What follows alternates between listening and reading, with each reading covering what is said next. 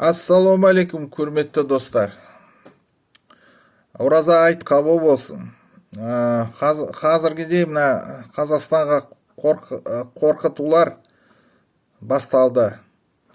Халықаралық жағдай нашарлап кетеді. Көршінің соғыс болып жатыр. Біліп көріп отырсыз ғой, иә? Мен Ауғанстан соғысының ардагермін. Қорғаныс қабілетін туралы кішкене аздап сөйлескім келеді. Осы тақырыпты кішкене аздап білемін. Мына жақында YouTube-та ғаламторда әскери жаттығу батыл тойтары 22 қарадым. Мен таң қалдым. Біздің армиядағы барлық қару-жарақ ескі мане қарадым ғой. Бұл қару-жарақтың барлық Ауғанстандағы соғыста болған. Бірақ Ауғанстанға әскерлер қашан басталды соғыс? 1979 жылы енгізілді жауынгер. 43 жыл бұрын мына осындай техника пайдаланған. Мен осы әскери жаттығуда БТР 70-80 көрдім. Біз Ауғанстанда мұндай БТРмен қаншама мыңдықтар, мың километр шақырым жүріп өттік біз осының БТРмен. Бұл БТРде екі артқы қозғалтқыш бар. Олар әлсіз немен бұзылып жиі бұзылады.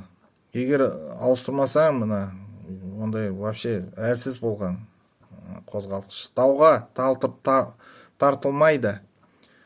Ол қанша отырасың ішінен солярка сасиды ол әрқашан. Бір рет біз бұқтырмаға түстік. Үлкен калибрлы пулеметтен ДШК-дан дұшпандар атылды бізге. БТР құрышы оқ арқылы өтеді. Алды мына сол жақта мына жерде жүргізуші отырған жердің алдында мына жерде атқылаудан кейін бронетранспортердің сауыт саймандары 53-тей ойық болып қалды. Жүргізушіден мына фарш тартылған сияқты, ет сияқты мына айналды. Иманды болсын. Көлік жүргізу кезінде бронетранспортер ішінде отыру қауіпті.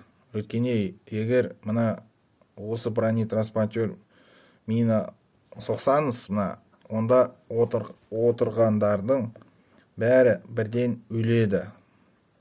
Бұл бронетранспортерлер мина жарылысынан қорғамайды. Өйткені олардың түбі тегіс, дөңгелектері корпустың ішінде орналасқан.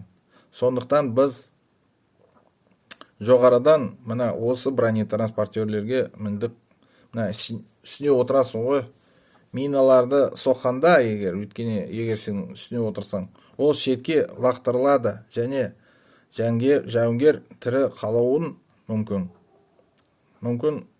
Тірі қалады, мүмкін қалмайды. Ал бізде ештеңеден қорғанбайтын бронетранспортерлер не үшін керек?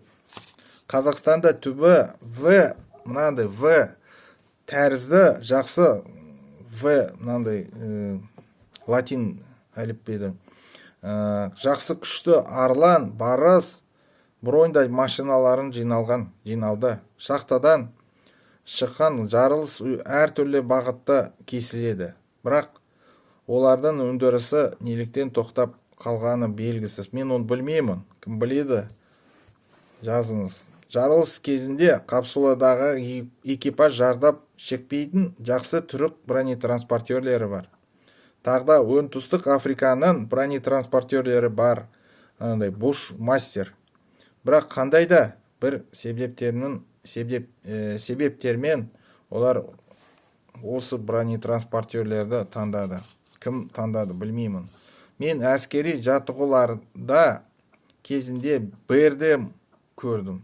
Бұл 4 доңғалықта бронетранспортер басқарылатын зымырандар. Мен машина командирі болдым, зеңбірекші болдым мына БРД-мді. Мұндай машиналарды мен көп жүрдім. Біздің Алматыда тауларда мұндай БРД мен соғысуға болмайды. Ол ауыр, 13 тонна салмағы. Оның ауырлық орталығы жоғары тұрады. Ол былай биік. Сондықтан баурайында ол айналып кетеді. Өзім көрдім ана тауда, Ауғанстанда айналып кеткен. Үстіне бір жігіт отырған, қайтыс болған, қаза тапқан. Минаға қарсы ол да қорғамайды. Бізде мына батареяда 9 болған. Батарея 9 бірден бар болған. Бірақ 9-дан 2-ақ жүрген. Қалғандар сынып тұрған, жүрмеген. Мүмкін олар қарудың жаңа үлгілерін көрсетпеу мүмкін бе? Әлде біздің армияда барлық қару-жарақ еске шығар? Олар шайқасқа бара жатқандай МТЛБ көрсетті. Бізде МТЛБ болғанды. Одан да болды. МТЛБ де болдық бізде Ауғанстанға. Оның үстінде өте ауыр пулеметі бар. Калибрлы 12-7. МТЛБ бұл земберлікке арналған трактор. Ол земберлікті тартады ол. Онымен шайқасқа бармайды ол. Баруға болмайды, бармайды ол. Ол кім үшін көрсетіледі, білмеймін. Осы әскери жаттығуларда БМП-2, Ми-8, Ми-6, Ми-24 тікұшақтарын көрдім. Бұл қарулардың барлығы Ауғанстанда қолданылған. Осы қарулар қайдан алды мына? Мұражайдан алдын ба не? Ескі. Әскери жаттығуларға Т-72 танктері қатысты. Бұл танктердің бір ерекшелігі бар. Олар жақсы жанады. Бізде мына қай жерден сатады, осы қай жерден алады, қай елден алады. Өз елінде олар өзде француз оптикасын танктеріне орнатады. Тале деген, Тале өте күшті оптика фирма. Неміс навигация орналастырады, қояды.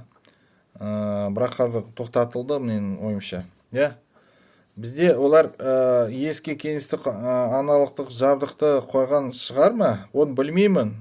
Көру керек деп ойлаймын. Мен ойымша біздің экипаждан танк биатлонына шетелге жіберуге болмайды. Өйткені жақсы танк экипаждары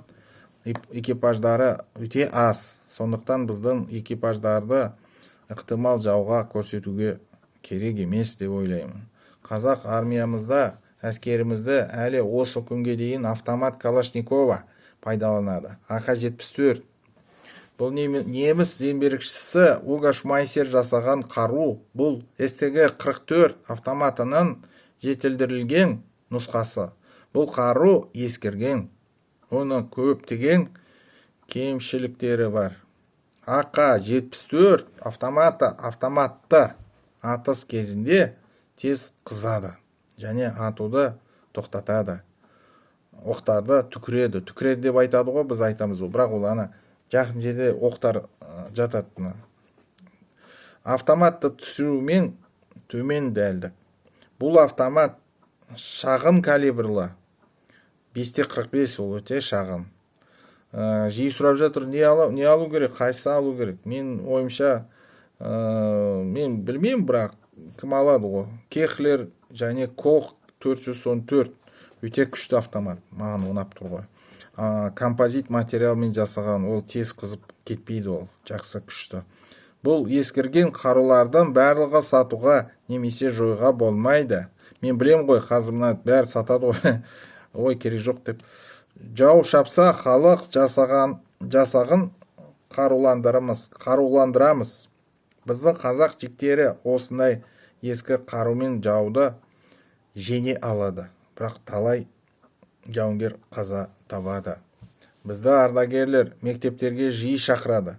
Мектептерге бастапқы әскери даярлықта жақсарту қажеттігін көріп отырмын. Бастапқы әскери дайындық мұғалімдерінің жалақысы төмен. Сондықтан мектептерге кеңес армиясында қызмет еткен офицерлер, зейнеткерлер барады. Олардың кейбіреулері кеңес одағын, сондай-ақ басқа елді мадақтайды. Жастарды отансүйгіштікке үйрету керек. Осы жалғастырса, нағыз отансүйгіш біздің жастарымыздың үйрете алмаймыз біз. Мектептерге балаларды Қазақстанда сүюге үйрететін мынандай тексерілген офицерлерді тағайындау керек. Бізде армия жоқ деп айтады ғой кейбір. Армия жоқ, ұтыласыңдар сендер деп айтатындар көп қазір. Оларды тыңдамаңыз жіктер. Бұл арандатушылар немесе ақмақтар. Біз өз отанымызды қорғай аламыз. Қазақтар қорғай аламыз біз. Біз қорғаныс үшін заманауи қару-жарақтарды сатып алуымыз керек. Қолданыстағы қаруларға қосымша.